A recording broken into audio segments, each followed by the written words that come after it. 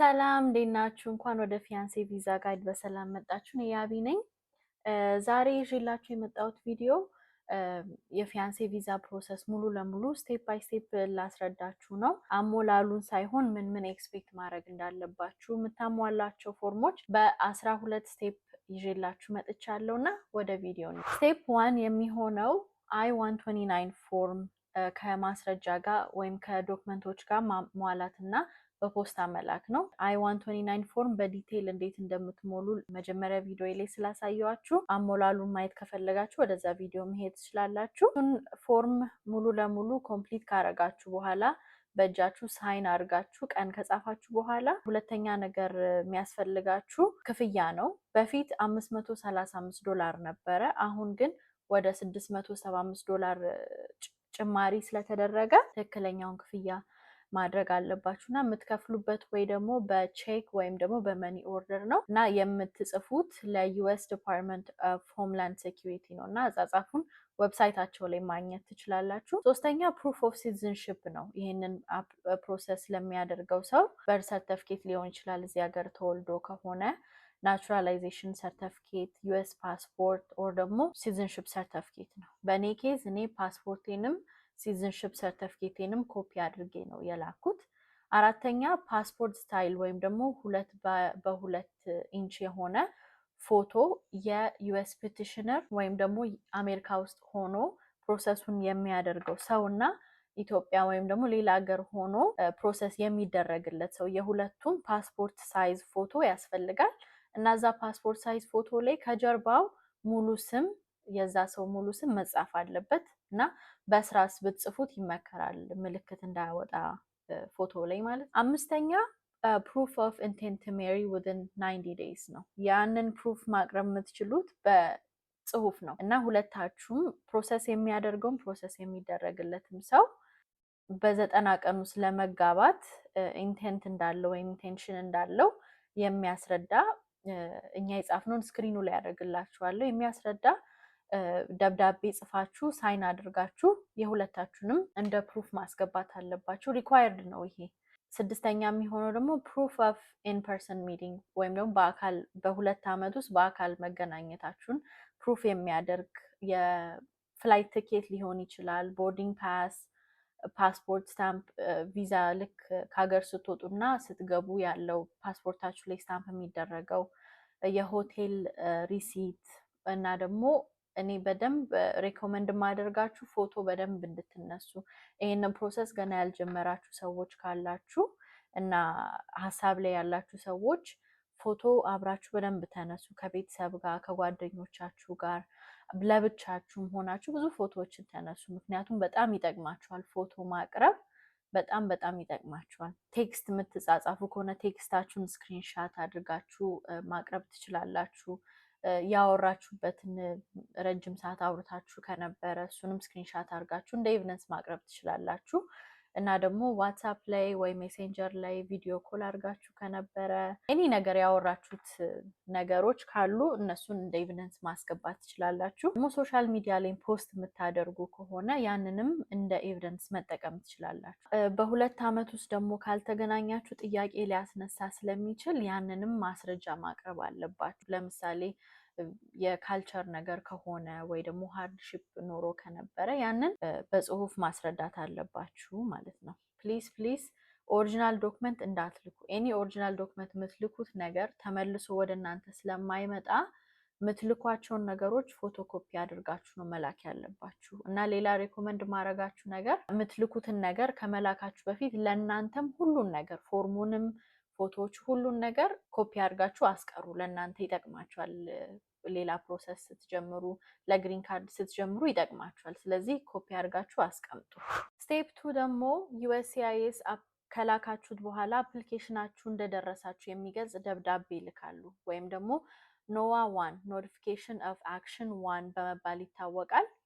እዛ ላይ WAC የሚጀምር ኬስ ነምበር አለ እና እሱን ኬስ ነምበር ኦንላይን ትራኪንግ ዌብሳይቶች ላይ ወይም ደግሞ አፖች ላይ አስገብታችሁ ኬሳችሁን ሙሉ ለሙሉ ትራክ ማድረግ ትችላላችሁ እና እኔ የተጠቀምኩት ዌብሳይት ትራክ ማይ ቪዛ የሚባል ዌብሳይት ነው እና ዲስክሪፕሽኑ ላይ አስቀምጥላችኋለሁ ሊንኩን። ያንን ትራኪንግ ነምበር አስገብቼ ሙሉ ለሙሉ ነው ስከታተል የነበረውና በጣም ጠቃሚ ዌብሳይት ነው። ሶስተኛው ስቴፕ ደግሞ አፕሊኬሽናችሁ አፕሩቭ እንደተደረገ የሚገልጽ ደብዳቤ ወይም ደግሞ ኖዋ 2 የሚባል ነው። ኖቲፊኬሽን ኦፍ አክሽን 2 ያ ማለት አፕሊኬሽናችሁ ደርሶናል እና አክሰፕት አድርገነዋል አፕሩቭ አድርገነዋል ማለት ነው። እና እዛ ላይ አፕሩቭ ከተደረገ በኋላ ለኤንቪሲ ወይም ደግሞ ለናሽናል ቪዛ ሴንተር ነው የሚልኩት ኬሳችሁን እና ዩዥሊ 2 እስከ 4 ሳምንት ሊወስድ ይችላል። ከዛ በፊት ግን ይሄ ኬሳችሁ አፕሩቭ መደረጉን ከእንትን ከማለት በፊት እኛ የወሰደብን ጊዜ 3 ወር ነው። ልከነው ኖዋ ዋንን ካገኘን በኋላ ከ3 ወር በኋላ ነው ኖዋቱ ወይም ደግሞ አፕሩቫል ሌተራችንን ያገኘ ነው ማለት ነው። ስለዚህ ትራክ ማድረጉ ይጠቅማችኋል ኬሳችሁ ምን ላይ እንደነበረ ማለት ነው። ሶ ኖዋቱ ካገኛችሁ በኋላ ምን ማድረግ አለባችሁ? ወደ ኤንቪሲ ተልኮ ኬዛችሁ ክሬት እስኪደረግ ድረስ ኢትዮጵያ ወይም ደግሞ ሌላ ሀገር ያለው እጮኛችሁ ማድረግ ያለባቸው ነገሮች የፖሊስ ክሊራንስ ማውጣት አለበት። ኤኒ ቦታ 6 ወር በላይ የኖረበት ሀገር ካለ ከፖሊስ ክሊራንስ ከወንጀል ነፃ መሆኑን የሚገልጽ ክሊራንስ ደብዳቤ ማውጣት አለበት እና ያ ጊዜ ሊፈጅ ስለሚችል ቀድማችሁ ያንን ማድረግ ይጠቅማችኋል። ምክንያቱም ኦልሬዲ ኬሱ አፕሩቭ ስለተደረገ ከዛ በኋላ ፕሮሰሳችሁ እየፈጠነ ነው የሚመጣው። አራተኛው ስቴፕ ደግሞ አፕሩቭ የተደረገው አፕሊኬሽናችሁ ወደ ኤንቪሲ ከተላከ በኋላ ከኤንቪሲ በደብዳቤ በሌተር ወይም ደግሞ በኢሜይል ኬስ ነምበሩን የያዘ እና ደግሞ እንደደረሳቸው የሚገልጽ ሌተር ወይም ኢሜይል ይደርሳቸዋል። ያንን ኬስ ነምበር ሲኢኤሲ የሚባል የኤምባሲ ሲስተም አለ። እዛ ውስጥ ኬስ ነምበሩን አስገብታችሁ ኬሳችሁ ኢንትራንዚት ላይ ከሆነ ወይም ደግሞ ኬስዝ ሬዲ የሚል ከሆነ ስክሪኑ ላይ እንደምታዩት የኛ እንደሚያሳየው መከታተል አለባችሁ። አምስተኛው ስቴፕ የሚሆነው ኤንቪሲ ላይ ትራክ ስታደርጉ ኢን ትራንዚት የሚል ነው። ያ ማለት አፕሊኬሽናችሁ ወይም ፕሮሰሳችሁ ከዩኤስሲአይኤስ እጅ ወጥቶ ወደ ቤኔፊሻሪ ወይም ደግሞ እጮኛችሁ ወዳለበት የዩኤስ ኤምባሲ መንገድ ላይ ነው ማለት ነው። የኛ የወሰደው ከ1 እስከ 2 ቀን ነው። ከኢንትራንዚት ወደ ሬዲ ለመሄድ 1 ወይ 2 ቀን ነው የፈጀብን። ስለዚህ በደንብ መከታተል አለባችሁ። ስድስተኛ ስቴፕ የሚሆነው ኬስ ኢዝ ሬዲ የሚል ነው። ያ ማለት ኬሳችሁ ኢትዮጵያ ወይም ደግሞ እጮኛችሁ ያለበት ሀገር የዩኤስ ኤምባሲ ውስጥ ሬዲ ነው፣ ለኢንተርቪው ሬዲ ነው ማለት ነው። ስለዚህ ወደ 7ኛው ስቴፕ ትሄዳላችሁ ማለት ነው። 7ኛ ስቴፑ ደግሞ ዲኤስ 160 የሚባል የኦንላይን ፎርም ነው የምትሞሉት። ያ ተመሳሳይ ፎርም ነው ከአይ 129ኤፍ ጋር ተመሳሳይ ነገር ነው የምትሞሉት። ያ ስለ እጮኛችሁ ነው። ያንን ከሞላችሁ በኋላ የመጨረሻ ምንም ክፍያ የለውም። ኮንፈርሜሽን ፔጁን ፕሪንት ማድረግ አለባችሁ። ወይም ደግሞ እጮኛችሁ ለኢንተርቪው የሚቀርበው እጮኛችሁ ፕሪንት አድርገው ወደ ኢንተርቪው ይዘውት መሄድ ስላለባችሁ እንዳይጠፋባችሁ ያ የመጨረሻ ወረቀት ኮንፈርሜሽኑ እዚህ ስክሪኑ ላይ ያስቀምጥላችኋለሁ ምን እንደሚመስል። እሱን ፕሪንት አድርጋችሁ ማስቀመጥ አለባችሁ። 8ኛ ስቴፕ የሚሆነው የኤምባሲ ኢንተርቪው ማስቀጠር ነው። ኤምባሲው ቀጠሮ አይሰጣችሁም። እናንተ ራሳችሁ ገብታችሁ ዌብሳይት ላይ ነው የምታስቀጥሩት እና የምታደርጉት ምንድነው? ዌብሳይቱን ሊንክ ዲስክሪፕሽኑ ላይ ያስቀምጥላችኋለሁ። እዛ ገብታችሁ የሚጠይቀውን ጥያቄ ስም፣ ላስት ኔም፣ ኢንፎርሜሽን የሚጠይቀውን ትሞላላችሁ። ወደ ኢንተርቪው የሚገባው ሰው ኢንፎርሜሽን ማለት ነው፣ እንዳትሳሳቱ። እና ያንን ከሞላችሁ በኋላ ቀኑን ለመምረጥ መጀመሪያ የኤምባሲ ክፍያ መክፈል አለባችሁ እና መጨረሻ ላይ የሚሰጣችሁ ወረቀት አለ። እሱን ፕሪንት ታደርጉና ኤኒ የአቢሲኒያ ባንክ ሄዳችሁ ክፍያውን ክፍያውን በፈጸማችሁ 1 ወይ 2 ቀን ዌብሳይቱ አፕዴት ስለሚያደርግ ተመልሳችሁ ወደ ዌብሳይቱ የምትፈልጉትን የኤምባሲ ቀን ማስቀጠር ትችላላችሁ ማለት ነው። እኛ ሴፍ ለመሆን ብለን ከኤምባሲ ካስቀጠርን በኋላ ሜዲካል ኤግዛም ስለሆነ 2 ወር ጊዜ ሰተን ነው። ድንገት ሌላ ኮምፕሊኬሽን ከተፈጠረ ወይ ኤኒ ቫክሲኔሽን ካስፈለገው ብለን 2 ወር አሳልፈን ነው ያስቀጠርነው እና እሱ ሴፍ ለመሆን ስለሆነ እናንተ እንደሚመስላችሁ ማስቀጠር ትችላላችሁ ወይም አቬሌብል የሆነውን ቀን። 9ኛ ስቴፕ የሚሆነው ሜዲካል ኤግዛም ነው የምታስደርጉት። ለሜዲካል ኤግዛም የሚያስፈልጋችሁ ዶክመንቶች ፕሮሰስ የሚደረግለት ሰው ፓስፖርት፣ የፓስፖርት ሳይዝ ፎቶ፣ ዲኤስ 160 ኮንፈርሜሽን ፔጅ እና ደግሞ ለኢንተርቪው እንደከፈላችሁ ወይም እንዳስቀጠራችሁ የሚያሳይ ሌተሩንም እሱንም ይዛችሁ መሄድ አለባችሁ። ያለዛ ሜዲካል ኤግዛም ማድረግ አትችሉም እና ሜዲካል ኤግዛም ማድረግ የምትችሉባቸውንም ሆስፒታሎች በኤምባሲ የተመረጡ ሆስፒታሎችንም ዲስክሪፕሽኑ ላይ ያስቀምጥላችኋለሁ። የሚሆነው ደግሞ ለኤምባሲ ኢንተርቪው መሄድ ነው። ሜዲካል ኤግዛም አድርጋችሁ የሜዲካል ውጤታችሁን ከወሰዳችሁ በኋላ የኢንተርቪው ቀን ነው የምትቀርቡት እና ለኢንተርቪው ቀን ስትሄዱ አብሯችሁ የሚኖረው ነገር ዲኤስ 160 ኮንፈርሜሽን ፔጅ ያልኳችሁ ፕሪንት አድርጋችሁ መያዝ አለባችሁ ያልኳችሁ እሱን ትይዛላችሁ።